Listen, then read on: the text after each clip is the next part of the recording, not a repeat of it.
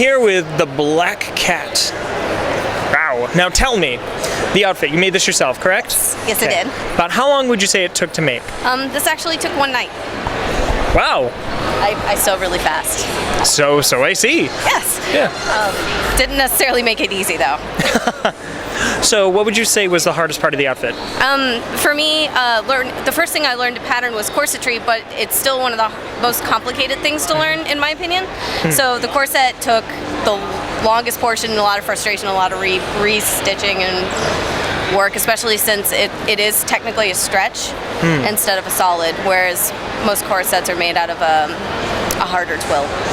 See, you know, I feel like when a lot of people say, oh, I made the whole thing myself, usually the corset is the thing that they're like, oh, except I bought the corset. So you actually made the corset, and all of this took how long again? It only took one day.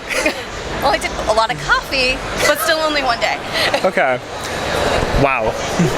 So, tell me, recently, Peter Parker keeps dying in the comic. He cannot stop dying.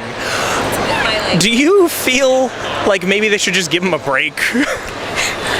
Well, it might be nice, you know. Yeah. If the love interest stays alive for like just a little longer, that would be good. Yeah. Give the poor guy a break. I mean, don't get me wrong, Manny's doing a good job. Hard life, heroes. It really is. Really. No, it is.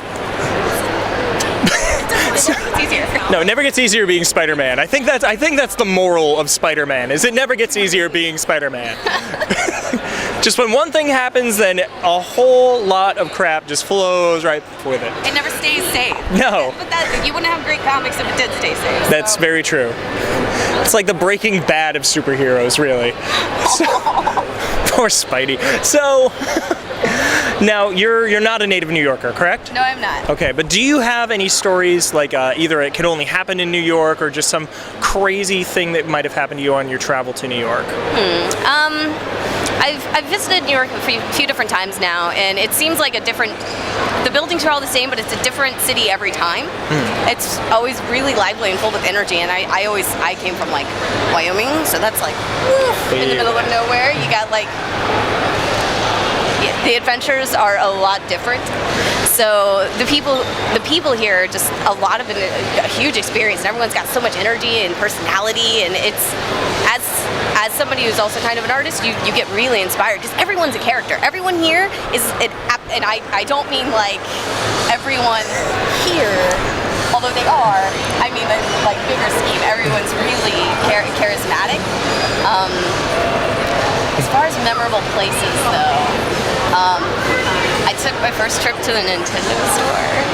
Oh, really? And they have the Zelda like Wind Waker ship, and it's really cool. And even living like in Virginia, and like they just don't have really cool stuff like that here. It's not as they take their passions to a new level here.